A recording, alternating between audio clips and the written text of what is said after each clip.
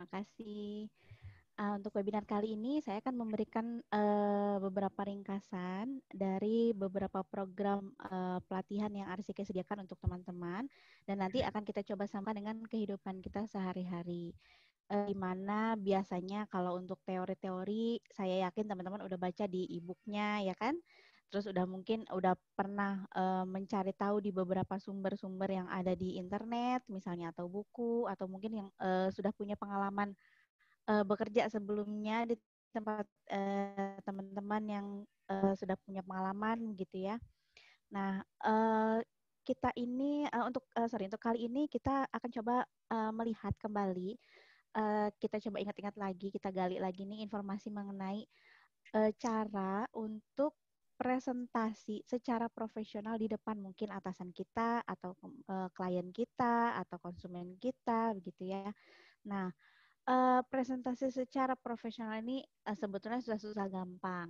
Buat kita yang udah sering banget ngomong di depan orang, mungkin ini bukan jadi hal yang aneh lagi. Yang jadi PR paling cuma ngapalin materi aja ya kan. Tapi kalau yang buat kita yang sama sekali nggak pernah bicara di depan orang, itu kan buat kita tuh, aduh betul-betul menjadi sebuah tantangan banget gitu ya. Nah, gimana caranya nih supaya kita bisa melakukan presentasi yang misalnya diminta oleh pimpinan kita atau atasan kita. Nilai plus dari sebuah presentasi itu kan nanti tergantung dari si presenter-nya itu sendiri. Bagaimana cara dia menyampaikan, kemudian bagaimana cara dia membuat audiens itu bisa fokus gitu ya sama dia, dan nggak ada lagi tuh yang misalnya dia terus ngomong, yang audiensnya ada yang main handphone lah, ada yang ngobrol lah, ada yang cuman ngelamun ngeliatin aja tapi pikirannya kemana gitu ya. Kan ada beberapa yang seperti itu. Nah, tugas si presenter yang baik yaitu membawa si audiensnya agar bisa ikut bergabung nih, betul-betul ada di presentasinya saat itu gitu. Jadi nggak kemana-mana pikiran, dan juga jangan badannya aja yang di situ ya, pikirannya udah kemana-mana. Nah, ilmunya mungkin udah teman-teman dapetin waktu sekolah ya, udah sering banget kan diminta mungkin dulu sama gurunya suruh presentasi ke depan dari hal-hal yang seperti itu. Saya yakin dulu waktu mungkin pernah ya diminta ya, Saiful Rahman mungkin dulu pernah ya disuruh maju ke depan misalnya, jelasin nih tentang mata pelajaran apa misalnya gitu ya. Itu kan pasti pernah nih di antara kita, atau Mas Andri Langasi nih misalnya, Andri, besok kamu jelasin misalnya soal biologi, misalnya gitu ya.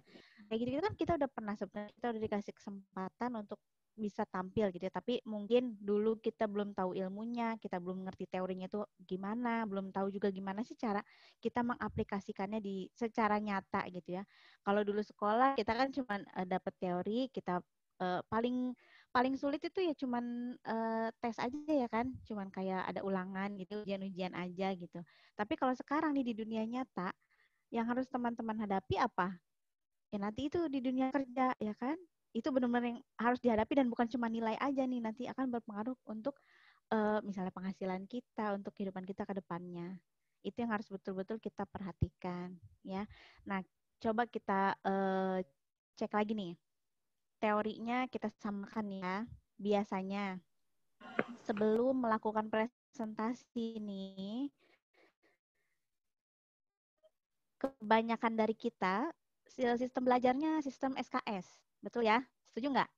Sistem kebut semalam. Besok mau presentasi, malam ini baru belajar. Setuju. Betul? Iya. Yang tidak setuju pasti gitu ya. Kebanyakan dari kita Ya. seperti itu. Ya, Karena mohon untuk bisa gitu ya. dimatikan semua mic-nya. Peraturan webinar kali ini adalah semua peserta harus dimatikan mic-nya, tidak ada yang bersuara, karena webinar ini direkam dan hanya narasumber RCK Consulting saja yang boleh memberikan pemaparan. Harap kerjasamanya. Terima kasih, Miss Suci. Silakan untuk dilanjutkan.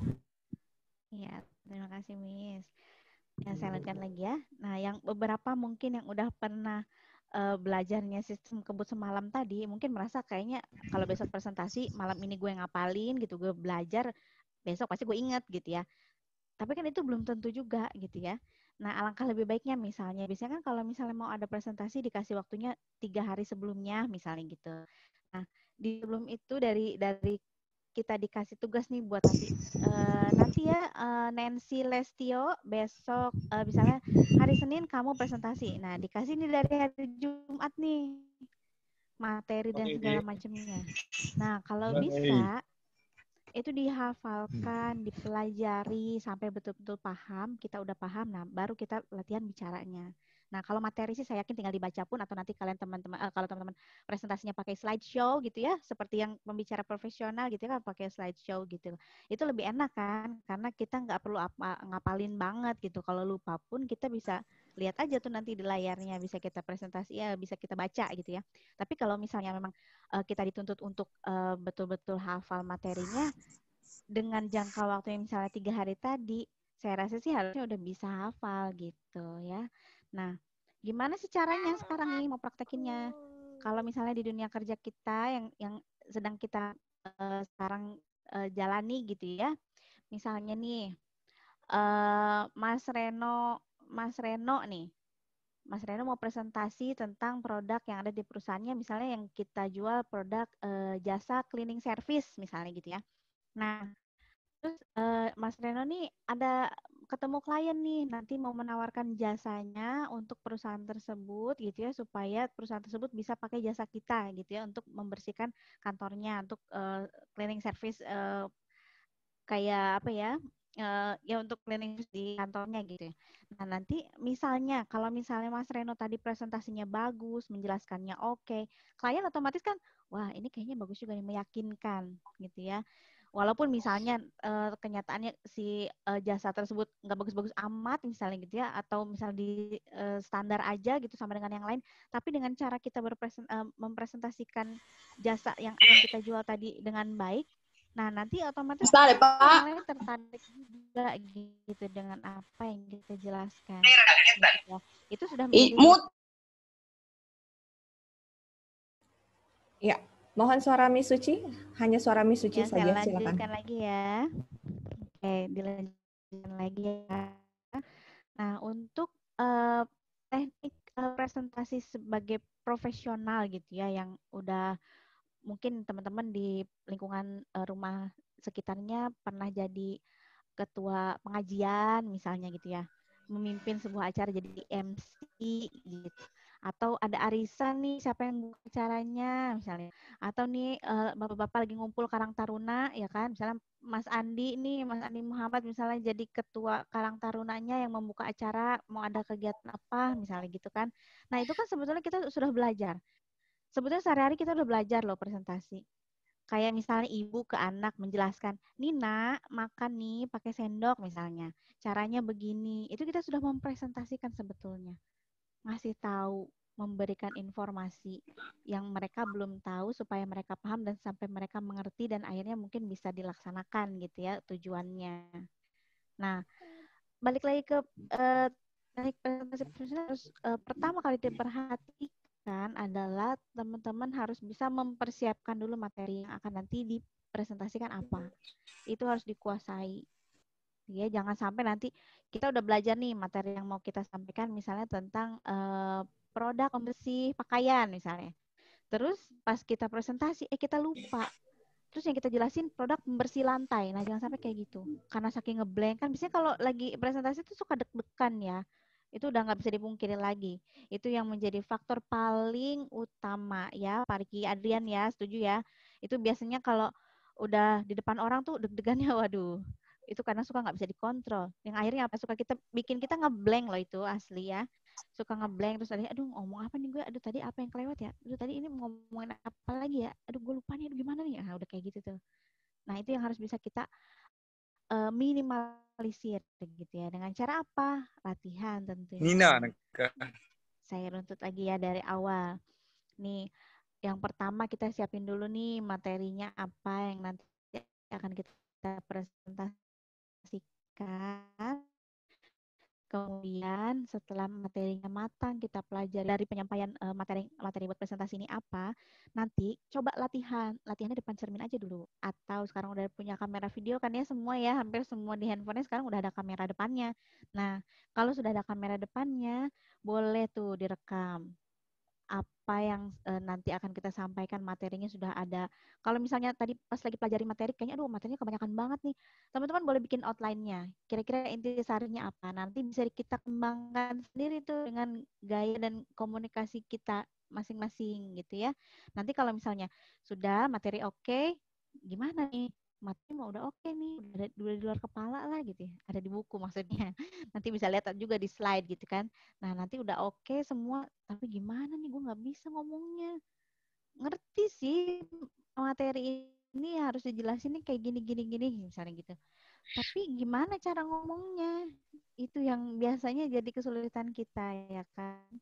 Nah, caranya yang pertama adalah teman-teman harus belajar untuk berlatih berbicara. Punya cermin ya di rumahnya ya, Mas Sudarman ya. Mbak Nurdiana punya cermin kan? Nah, biasanya cermin itu salah satu tempat yang paling apa ya, yang paling digemari untuk kita latihan berbicara. Ya, Mas Beni Setiawan, coba di depan cermin. Kalau di depan cermin terus kita lagi ngomong ada yang lewat-lewat di belakang nih, ya udah ganti pakai kamera videonya, rekam. Kalau di cermin kan kita cuma ngomong live gitu ya, kita nggak bisa lihat nih kita bagus atau jeleknya di mana gitu ya. Tapi kalau direkam pakai kamera videonya, nanti kan kelihatan tuh ya, oh kayaknya ini gue kurangnya di sini nih, gue bagusnya di sini nih. Itu jadi bisa untuk bahan kita untuk evaluasi. Nanti kalau sudah berlatih, nah pada saatnya tiba, misalnya hari H-nya nih untuk presentasi, nah itu yang harus maintain dan benar-benar kalian harus kontrol adalah emosi. Setuju ya?